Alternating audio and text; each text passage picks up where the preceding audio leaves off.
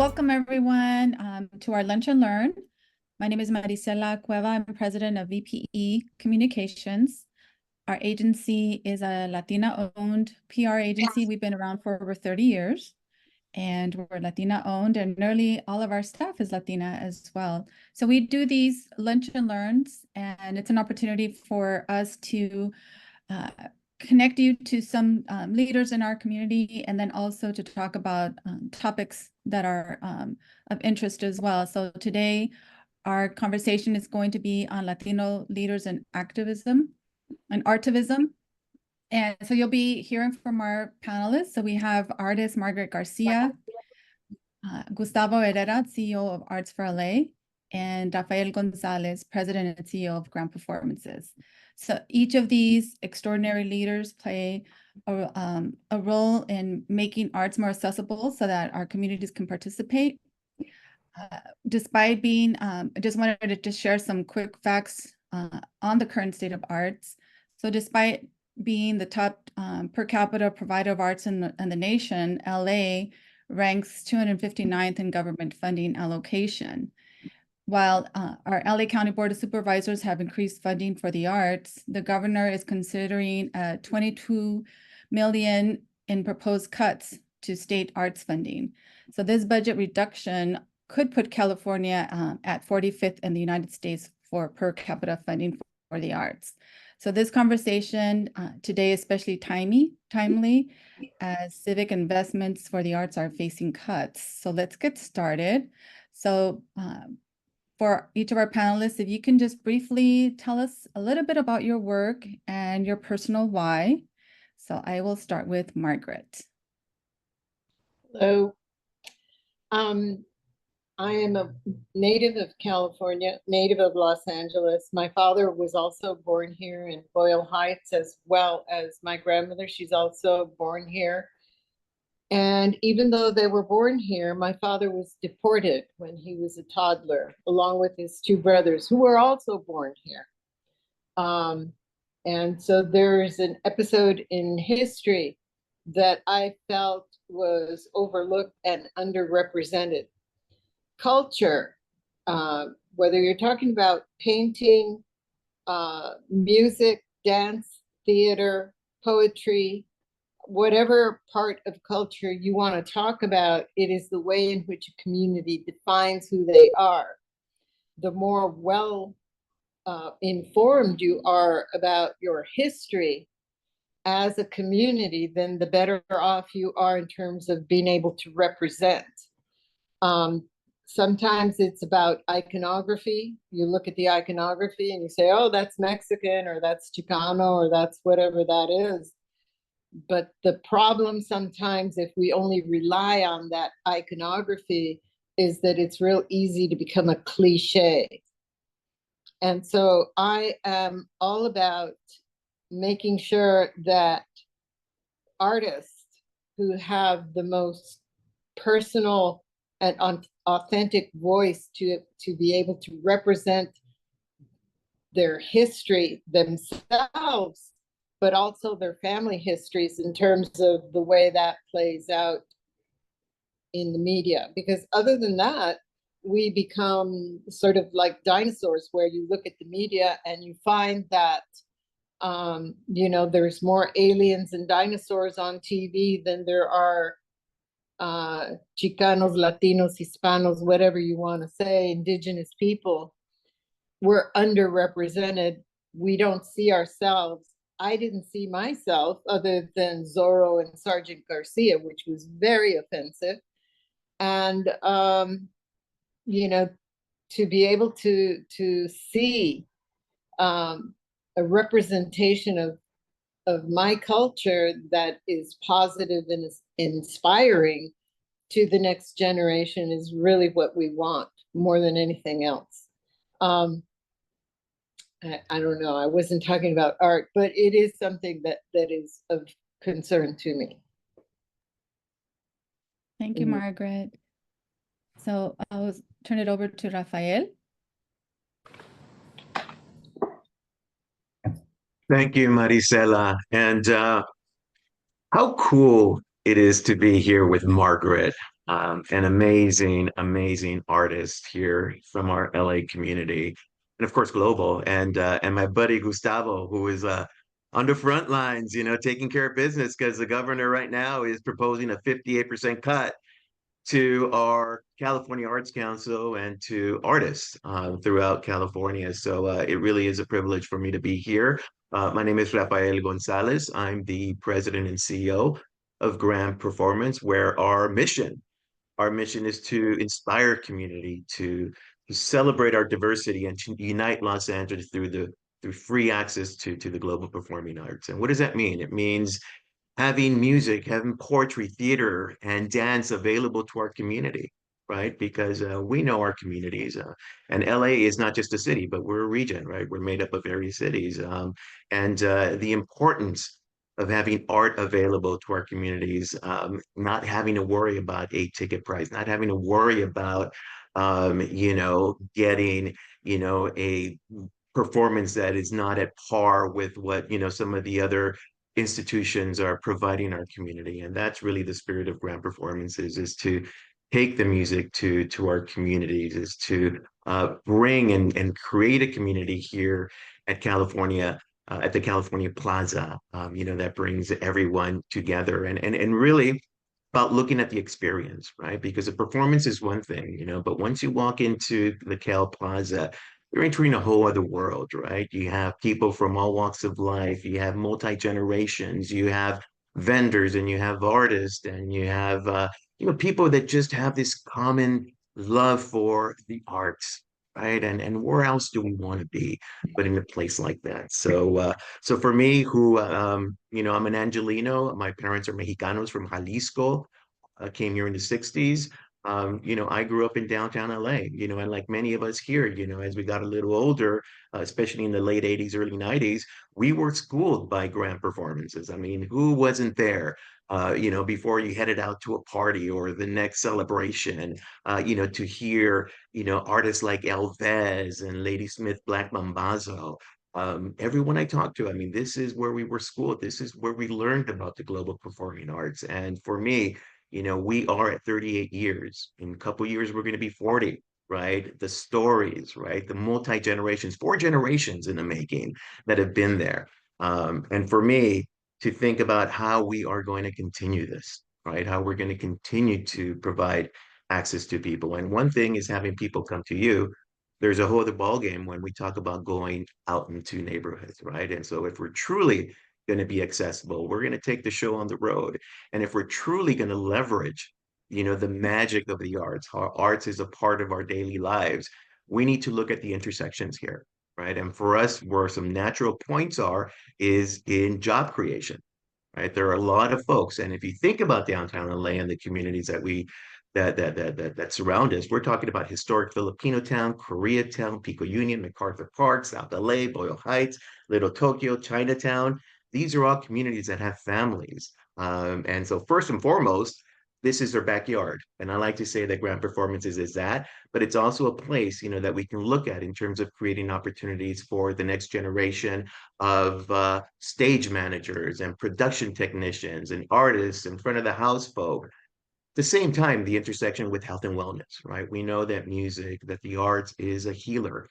It is part of our sanity. I mean, for me, it is my mental health. I mean, I'm still in a cover band, and I'll tell you, it's made a big difference in terms of the way I am in this world. So thank you for inviting me to this. I look forward to having a conversation, and I look forward to seeing everybody because our season begins on Saturday.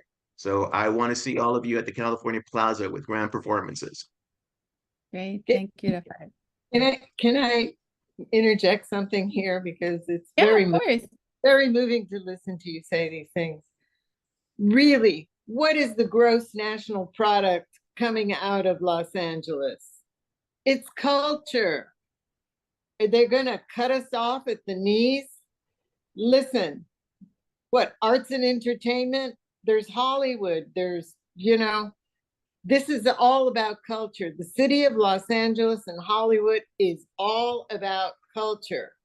So when he's talking about cutting 50% of our budget, he's talking about 50% of like the income of this. I mean, we're not making brooms. This isn't Silicon Valley. We're not making chips. It's all about culture and entertainment, and it's the diversity that drives this city. So, oh my God, you are right on. Thank you. Thank you, Margaret and Rafael. So I'll turn it over to Gustavo.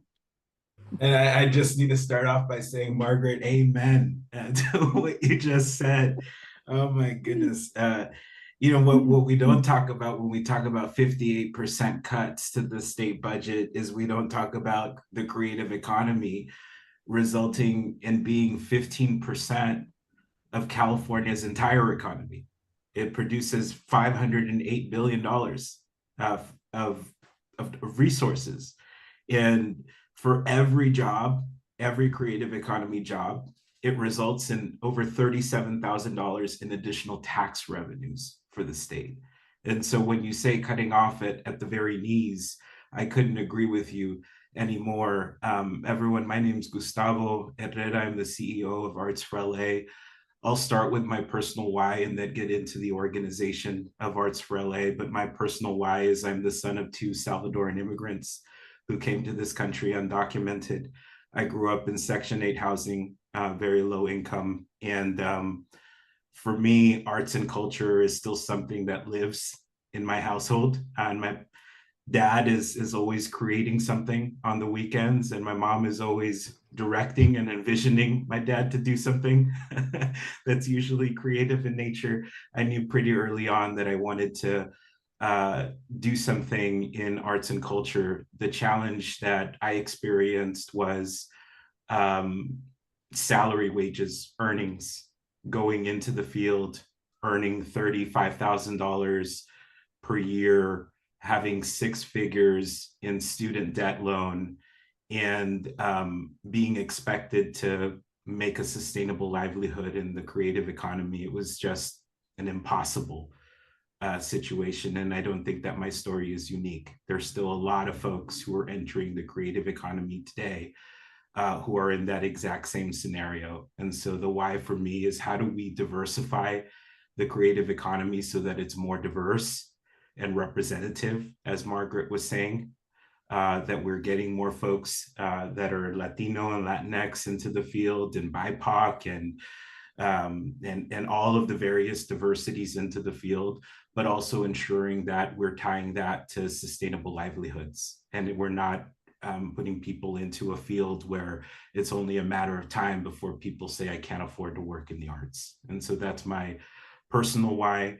I represent an organization called Arts for LA, and we are the regional arts and culture advocacy organization for Los Angeles County. We represent an advocacy community of about 75,000 folks. All of you are a part of that community. There are over 200 plus arts and culture organizations that are paying member organizations of Arts for LA. And what we try and do is keep strong relationships with elected officials, city, county, state, federal, and ensure that elected officials are consistently hearing from the creative economy. And when there are moments when they're considering budget cuts, that there is a concerted voice that's fighting against those cuts. And so that's Arts for LA's role within the broader arts and culture ecosphere. Thank you. I'm sorry, but I got to say something here. Excuse me. All you have to do is look at the track record, the successful track record of people who have managed to use art and culture as an economic vehicle to recovery for their city. Number one being Riverside. And when they installed the Cheech Museum, it became a destination to go to. Without it, you know, the recovery, the amount of economy and money generated, not just by the museum, but on the streets with the vendors and the people who come to Riverside, whether you're talking about the Mission Inn and people staying in the hotels, or the restaurants, those are things you have to have something to attract them to, you know, and it's culture. People don't want to go to the middle of nowhere with nothing and there's just a gas station and nothing to do. The reason people want to come to these communities is to experience the beauty of those cultures. And there are other cultures besides Chicanos that are here. This is the biggest melting pot you have. You have a whole Hindu in East Indian community in, what is it, Sarita, Artesia. There's no cultural center for them there. We have no way of getting to see their dance and their culture and experience their food. And I may not be Indian, but I want to see that as well. I want to see it for my own people. I want to see the dress. I want to experience the music and the art and the culture. That's why you go there. That's why people want to come here. We can do that here. We can make that happen here. But there has to be an investment. You know, it's the infrastructure. And we're not doing that for our people. Instead, the money is being channeled out. Whether you're talking about the metro station, well, you know, I got a metro station. 1% of every building in Los Angeles, whether you're talking about city, county, state, federal, you build a building, 1% has to go toward the arts and culture. And that's a 1% that gets to stay with the cultural community. That is equivalent to $500,000 per station. That's a lot of money. But instead of managing and administrating it the way they need to manage it and administrate it, you know what they do is they outsource it. 1%, and it ends up in where? Munich doing mosaic tiles, or China doing defective bronze sculptures that collapse, because we're not managing it correctly. We're not doing it to support our own cultural community. The money can be there, but we have to stop outsourcing to other places. Now, I'm not saying that about everything. I have no problem with influences from Latin America, from Mexico, from even France and Canada and Italy, if they want to come here and do art. But the production money needs to stay here, because that's 80% of the artist budget. The artist is lucky if they can walk away with 20% of whatever that budget is. And my project expanded over 10 years. So that's not a lot of money. So the thing is, we have to be a little more aware of how that money is being spent in terms of the parameters on how it can be used. We're not looking at that. I'm sorry, I don't know if I changed the subject there. No, because that's a good segue into the question I was going to ask Gustavo. I know that we're focusing on like Latinos and the arts. So like, what gaps exist in art representation and access, and what investments would you like to see to help make a difference? So just, you know, building up on what Margaret was sharing. Yeah, and I don't want to just float by what Margaret was saying, because I think it's incredibly important what you just said, Margaret. There are funding sources out there. The Percent for Art program through Metro. The Los Angeles City also has a Percent for Art program. LA County has a Percent for Art program for the unincorporated areas of, and advocates fought very hard for that Percent for Art program to be into fruition. That does present unique opportunities for artists. And so if we do have artists that are present today, is looking at your LA County Department of Arts and Culture, your LA City Department of Cultural Affairs website, the Metro website, and digging deeper into these different funding opportunities, because there are opportunities to get work supported, commissioned through the city, county, and Metro. But also, to the point that Margaret raised, there's a real need for accountability to ensure that that money is being used as it's supposed to be used, which is to support our local artists. really, really important. On your question, Maricela, around Hispanic and Latino representation, I think the one thing I'll leave everyone with here is that Latinos have the widest gap in representation. And what I mean by that is 13% of arts and culture workers self-identify as Latino or Hispanic, 13%. And we know that nearly 49% of the population in LA County self-identifies as Hispanic or Latino. And so we have the widest gap of representation. When we double click on also the data, the wage data for creative workers, Latinos, Latinx communities are lowest paid when it comes to entry-level arts administrator positions. And so I think, you know, one of the big challenges that we have in LA County is one, in continuing to develop and invest in programs that are pushing for more diversity in the creative economy in arts and culture, and being really intentional about outreaching to the Latino communities and making those pathways crystal clear, but also addressing the wage inequities that exist. Because if we are working to build more diversity into the field, it has to again be towards sustainable wages, sustainable livelihoods in the field. Mhm. And if I can just add, you know, and while I'm grateful that we have those funding sources out there, whether it's the city or a joint authority or the county or the state, it's still not enough. There's still so much more to do. There's still pockets of funding that are out there that should be supporting the arts. I mean, there's pockets in public works, in business, economic development, transportation, and Metro's a good example of transportation.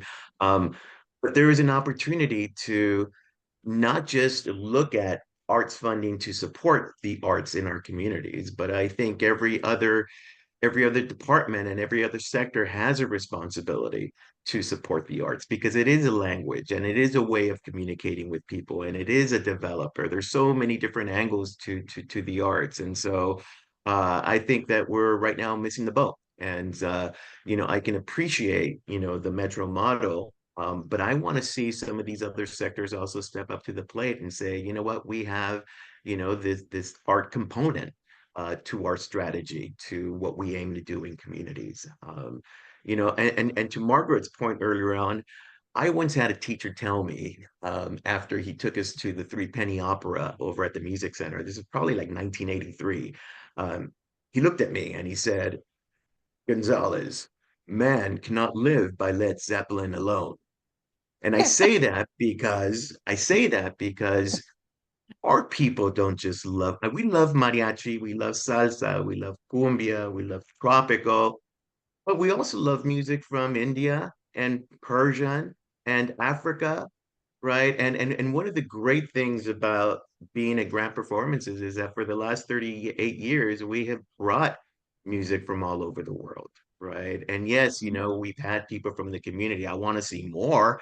But you know, we're a dynamic community. Latinos are a dynamic community. Jose Vasconcelos used to talk about us as La Raza Cósmica.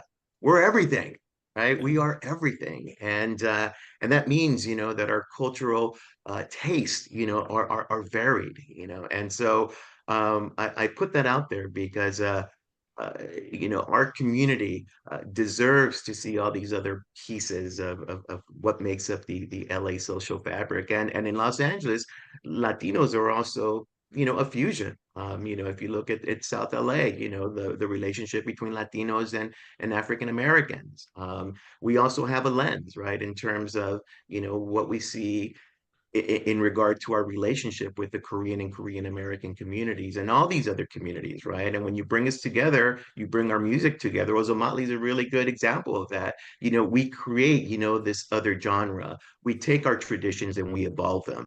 That's the beauty of being in Los Angeles. That's the beauty being a Chicano, being a Latino, in touch with all these other neighbors, all these other cultures that have been a part of my life since the very beginning. I mean, I grew up in downtown, and back in the early 70s and 70s, my neighbors were African American and Japanese and Filipinos and Cubans, and the Salvadorans were beginning to come up. So Guatemalans were there.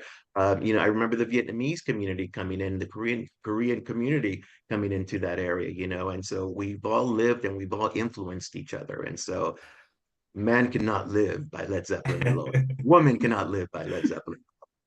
That, that that's absolutely true and absolutely great. I grew up in Boyle Heights. Boyle Heights was predominantly Jewish. I think we were like the first Mexicanos on the block. And when my parents bought a house, and my dad's boss co-signed the loan so that my dad could buy his house. We still own that house there in Boyle Heights. And we were displaced because they were in Chavez Ravine before, and my great great grandmother's house got knocked down to put the entrance to the 110 freeway over there. I'm moved by what you're saying, because I think this next generation is having a hard time with that. When they see themselves being displaced, or their parents or their family, and they're concerned with displacement in the community. And so they want to, lock the doors and, circle the wagons and don't let anybody in the neighborhood. And it's almost the same kind of reactionary attitude that Trump and the MAGA idiots have about Mexicanos coming into the country, whether they're coming from Mexico or Haiti or wherever people are coming from. People are coming because the opportunities are sort of lost in their communities there in Mexico, and the economic situations there are in part created by us too, because I think we utilize, if not 40% of the world's energy, and it's just one country. So those resources are sort of taken up, and then we dictate politics in other countries. And it's coming back to bite us on the ass, if you pardon my French. We need to be a little more concerned about doing the right thing for everybody involved, instead of just looking out after ourselves alone. And I mean California, produces more money than any of those other, I want to say, red states, pay more taxes. We are paying their bills. They are taking the money. The federal money is being spent in those neighborhoods and in those areas, even though they don't have the economy. The reason we have the economy is because of our immigrants. That's why we have the economy we have, because we have the ability to get the jobs done. And we have been underrepresented forever, even from the time that this was Mexico. We've been overrun by a whole number of other people who haven't necessarily had a great deal of respect for what our culture and our history has provided.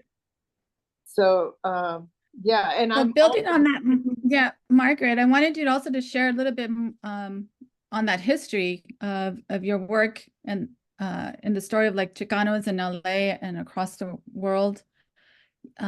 You started your artwork during a time that a challenging time, and then now look at where we're at now. And are you seeing any changes, or is it the same? Just curious, just to get your insight on that. Well, women are definitely underrepresented. The AVER project at UCLA has 175 men archived in their records, and they only have, I think, 86 women archived in their records. We're underrepresented. And, it's the same thing, regardless of what race culture you come from, like in the African American, well, we got one, or we got a woman, regardless of whether or not there are other women who are also underrepresented and not there and not available to make that statement and express that appearance. But if you want to talk about the history of California, you have to understand that California was founded through the Gaspar de Portola expedition with Father Junipero Serra.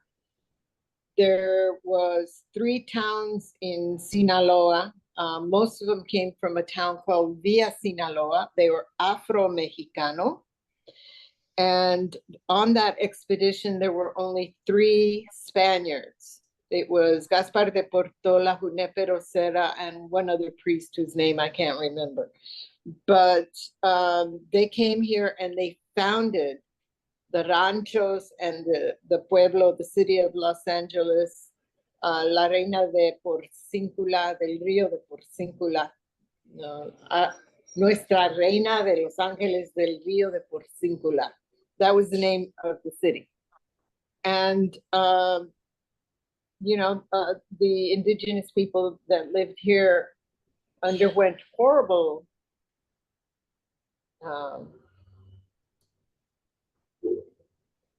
I don't know if I have a word for it, because the word for it is not. They were threatened with horrible diseases. They were all sort of tossed into one little room. The infant mortality rate was horrendous.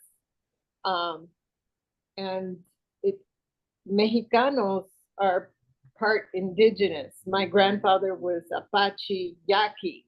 On my grandmother's side, she was Tarahumara from Chihuahua and the Sierras. They're runners, right?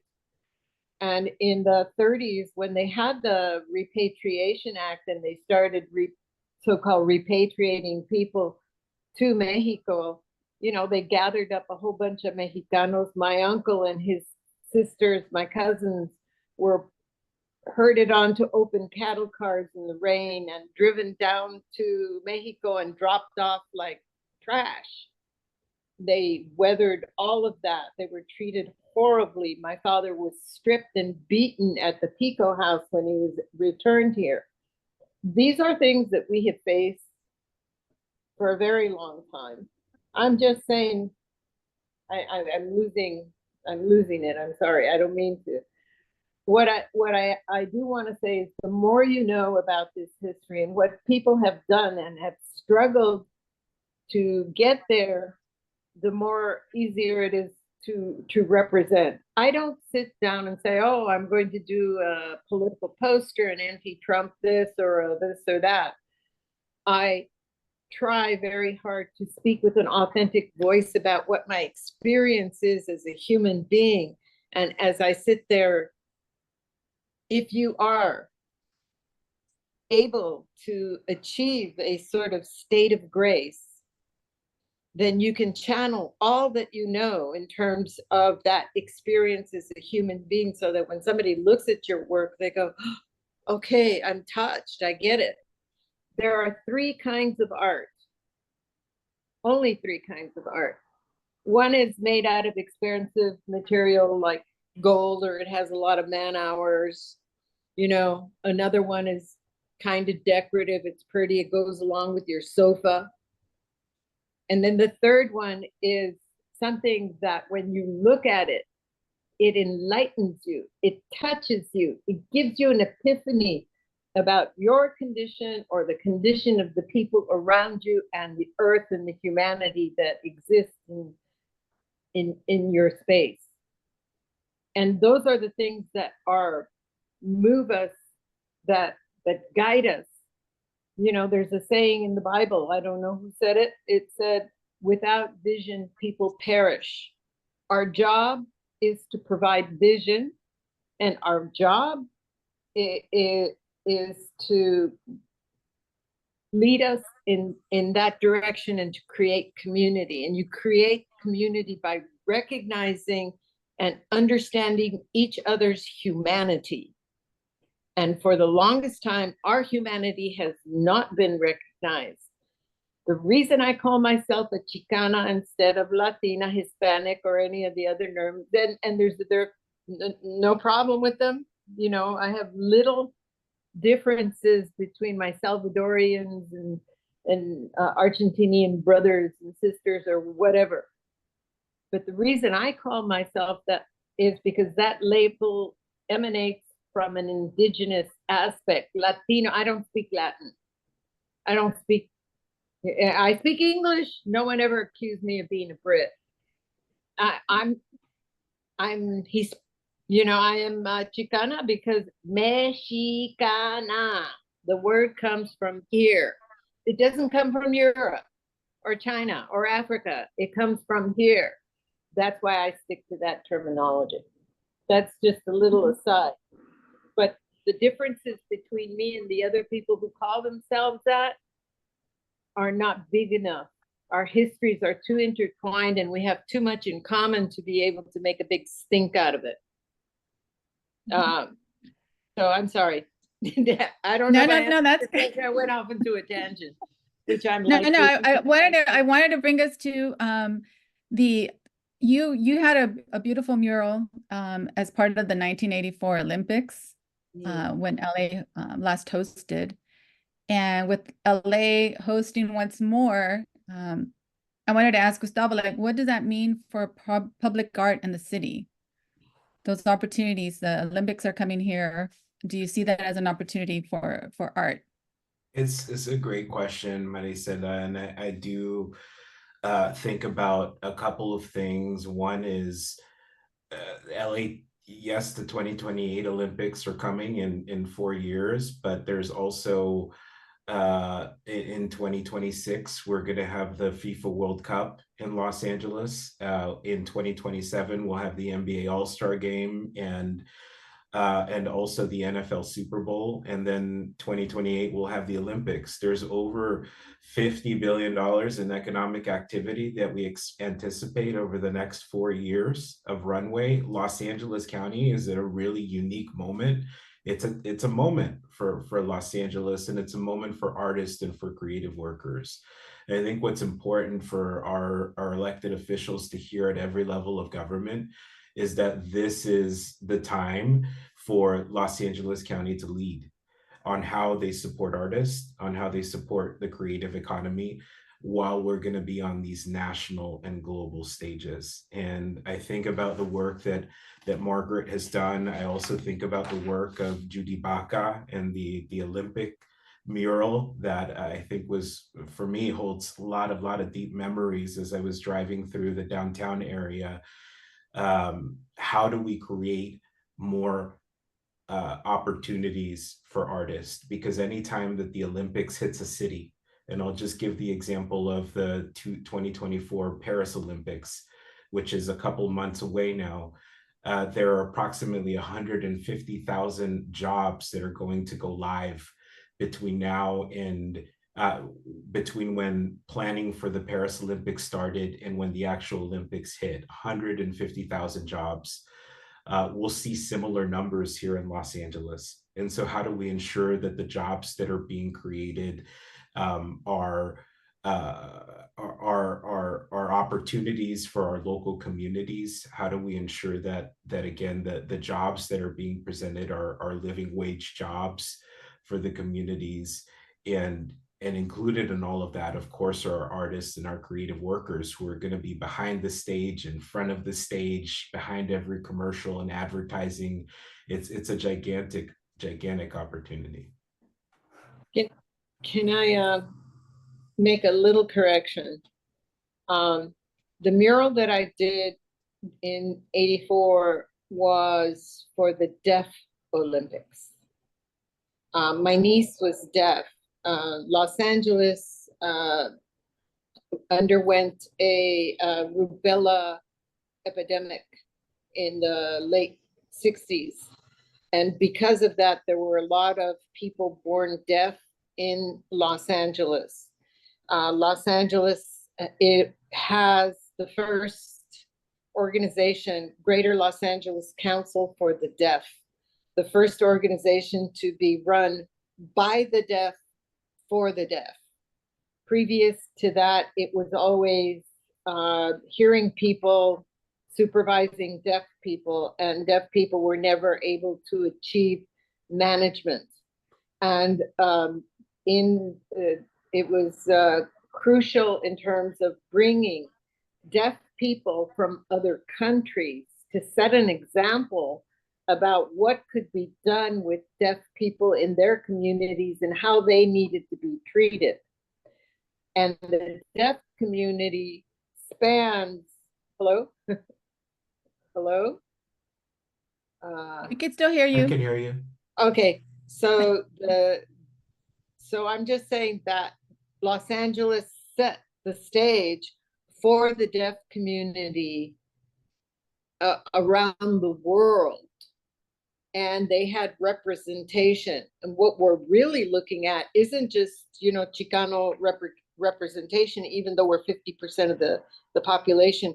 We're looking at communities like, the Filipino community and the Chinese, the Japanese, the Indian, the Afghani, all these other communities that are looking to have an expression on there that also helps bridge the gap between them and us. So we have vested interest to support each other in a way that says, hey, let's bring that Tahitian dance group down to the stage and let them share the stage, because we can share the stage. We can do that.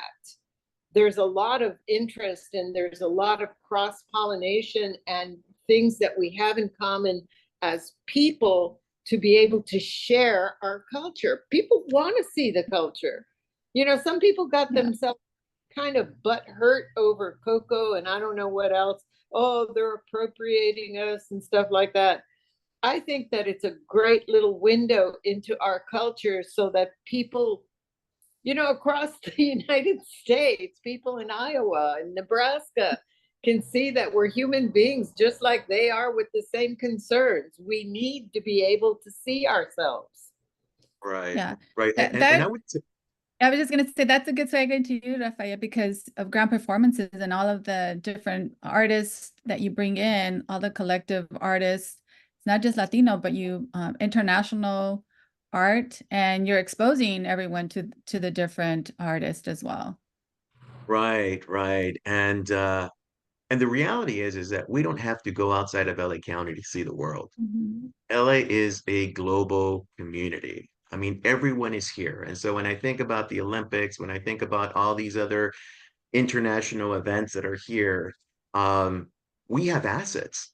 We have artistic assets, that we need to be putting on a platform, right? And this is where organizations like Arts for LA is so critical for us on the advocacy side, but also in terms of, really helping us think about creating infrastructure, right? I mean, I don't want to wait for government to tell the art community that it's your time to come in and share your thoughts and your ideas about how the Olympics can have this artistic flair to it. I want us to be at the head of the table. I'd love to see this infrastructure, that is driving government and the corporations and other institutions that are out there in terms of what we want to see and what we deem as being authentic and being global and being relevant to the people in the greater LA area, right? Because again, we're not just a city, we're 80 plus cities across this county and in the greater area. So yeah, and yeah, grand performances, like I said earlier on, I mean, schooled many of us in terms of global art. I mean, that's where we had our first taste of it. And so, I mean, last season, I mean, we had music from, we had music from Persia and India and Pakistan. This year we have cumbia, we have jazz, we have oldies, we have the Afro beats. We're doing a tribute to Max Roach, we're doing a tribute to Celia Cruz. All these are bits and pieces of the musical fabric, that we've been able to create. And it's global. I mean, LA's reach, our influence is global. not just here, but it's everywhere. And I take great pride in the fact that our stage represents the many cultures and generations that make our region, right? We have those rhythms and beats that tell our story, that unites our communities. That's what we're about. And I'll tell you one last thing is that bringing global music and art to LA in itself is a revolutionary act, right? When you exist in systems that are comprised of white supremacy, the fact that we're embracing, that we're standing up, in all these global colors and sounds, um, to me is beautiful and an act that should be embraced by everyone, especially right now, and we're in a presidential election year. Um, we need to stay up. We need to continue advocating. We need to create our own systems because we have our children and the many other generations that are coming our way. So, the fact that we're co-presenting, this Saturday with KCRW, that has a reach to all these other communities, right? When you connect it to the global communities, um, it says a lot about our influence and who we are as Latinos, and the fact that we're able to coexist and work within other narratives and other communities. That's Los Angeles. That's the LA that I know, and that's the LA that we need to preserve and expand upon. Great. Thank you, Rafael. So we reached the section where we're going to be taking questions from the audience. So if you have a question. Okay, so we have one. Oh, no, that's a good comment. Okay. Thank you, Mari, for that comment. Yes. Totally right. What did the comment? What was the comment? That art is not an afterthought. It's a must-have. It should be built in. So if you have any questions, raise your hand, and then we'll so that way you can just go ahead and ask your question. So we have Brenda that will I don't see any faces down there. Okay, so we have Fabiola has raised her hand. Fabiola Montiel. Hi, thank you. Thank you everybody for sharing this wonderful time with us, and I appreciate all of you. And full disclosure, Rafa is my former supervisor from a couple of weeks ago, so I'm here also to cheer him. But no, and like I appreciate all of you. I have learned so much from you. Regarding the infrastructure, it seems that, well, first of all, I grew up in Mexico City, and if you've ever been to Mexico City, or you may know that it is one of the cities with the most galleries and museums per capita in the world. And I think it's because of the infrastructure. There is just no infrastructure in Los Angeles or anywhere in the US. It's just not built that way. And Margaret, when you mentioned that your father, your father's, I think he was your father's boss who had to sign to get that. Sign, yeah. What was it because of exclusionary redlining laws that existed back then, or? In part, that is part of it. His boss was Jewish, and we moved into a Jewish neighborhood, and he co-signed. He saw that my father was very hardworking and reliable, and he wanted to reward him by helping him buy that house. So that's exactly what that was about. Yeah. Thank you, Margaret. Well, just to my point is that, I mean, this city has been built on exclusion or on,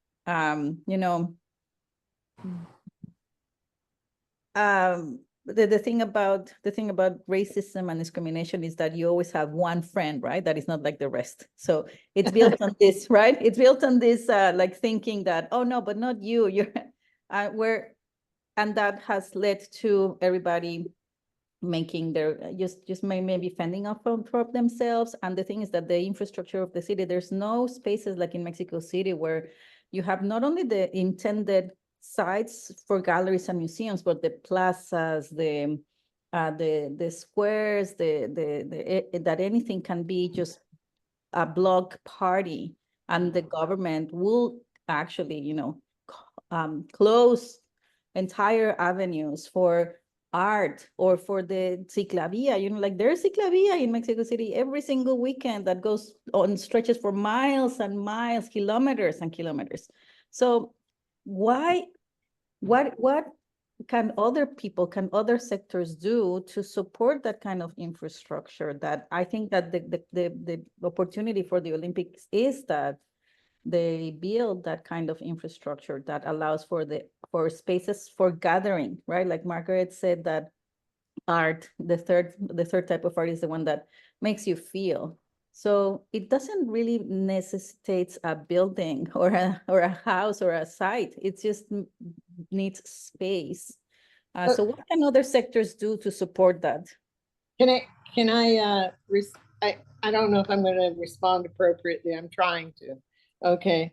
I got an innovation award from the East Side Initiative, and my initiative was to tap artists and say, okay, we now have too much plastic, fossil fuel, debris, garbage in the ocean. And even if you go to Mexico, I've been to Chiapas, to Oaxaca, to Mexico City, even here, if you want to buy a toy for your nephew, your grandchild, whatever, you go to Target, Toys R Us, and all the toys are basically plastic, made in China, maybe, or wherever they're produced, but they're plastic. Only 2% are made out of renewable wood and bamboo. And there is an opportunity to perhaps start addressing that, because we're losing our traditional folk art to make toys and things. I mean, you're not able to get toys in Mexico anymore. If you go looking for toys, there was like one person selling toys in Oaxaca, in Chiapas, and I went to both places looking for these things. You cannot find them. Every kid needs toys. We need to start encouraging some of our artists to start addressing that using STEM and STEAM, science, technology, engineering, art, and math. And that's where part of my focus is right now. I'm engaging an engineer to start working with me, because I don't have the technical know-how, the carpentry, or the welding skills, or any of the other part of the skills. We need to start encouraging our artists to start making toys. I know, it's silly as it is, toys and musical instruments that are made out of bamboo and made out of wood, so that we can start holding on to some of our traditional craft making skills, because we're losing them. I think that there was a folk, I won't mention them by name, but there was a folk art store here in Pasadena that would literally go to Oaxaca and just buy up everything they could get their hands on in terms of the cultural traditional crafts, to the point where they couldn't even find them down there. And they were trying to build a museum so that they could hang on to the best of it, so they had it as a resource for their indigenous people there in Oaxaca.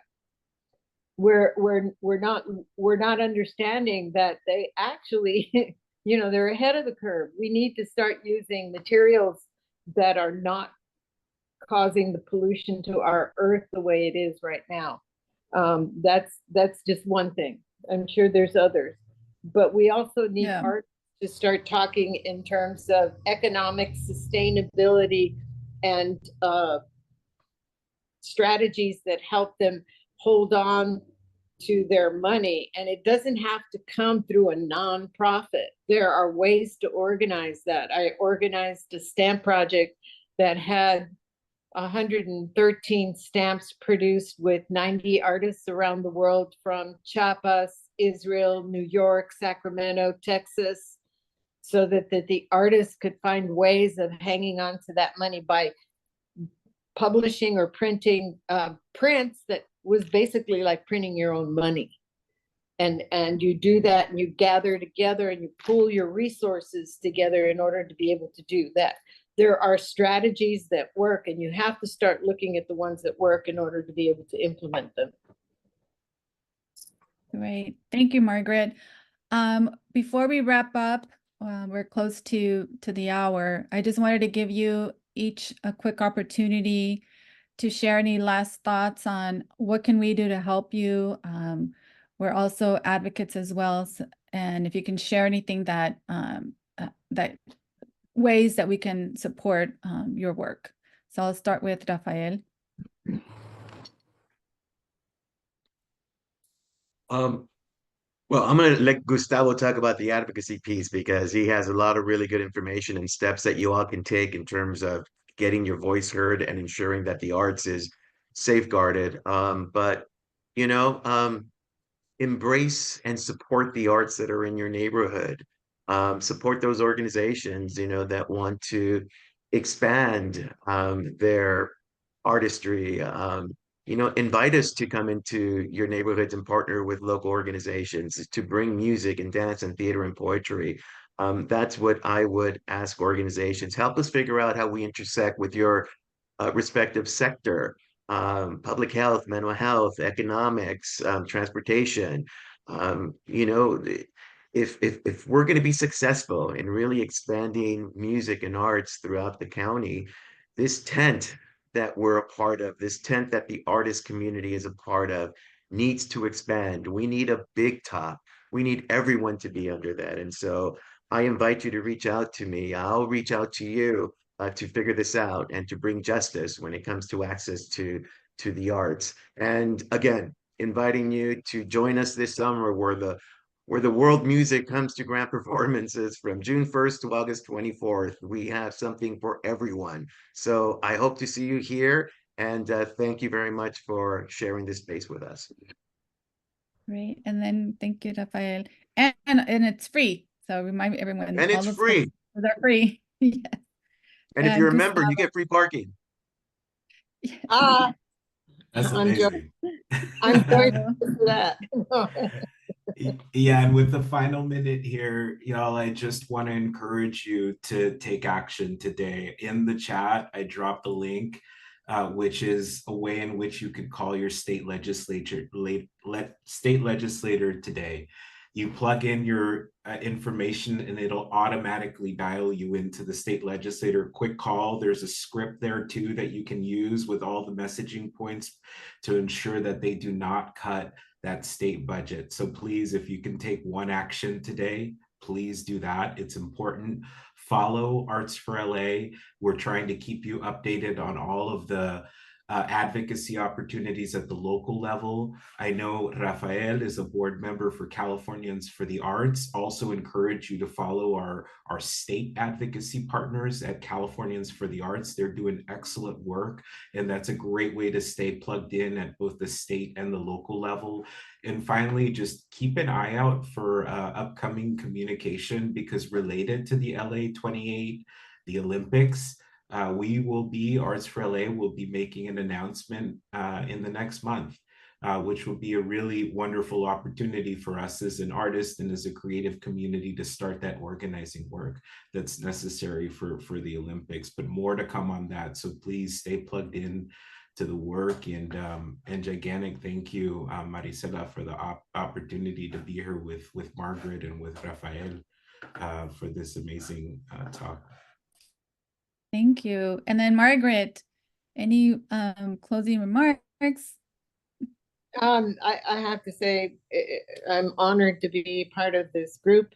I have a show coming up in September at the Muckenthaler.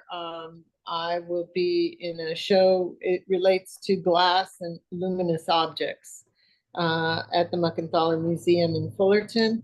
And if you're interested in seeing my work, you can go to the metro station at Universal City Metro and read the history that led up to the signing of the capitulation that made California a territory of the United States and how we entered into the United States. So it's a really important piece of history. Thank you for including me. And also, if you send me that link, Gustavo, I will have it posted on the collector's page on Facebook and other things like that. Just give me one solid thing and I'll post it there for you. Margaret. Yeah, so I'll say something so that maybe we can get some advocacy amongst the artists there whose livelihoods are dependent on that money. Right, love it, love it. Well, again, thank you, everyone, and thank you for participating and for this great conversation. So here's just information on VPE as well. And we will be having a recording of this as well. So we'll be sharing that afterwards. Again, thank you to our panelists and everyone have a wonderful day. Thank you. Thank you. Thank you.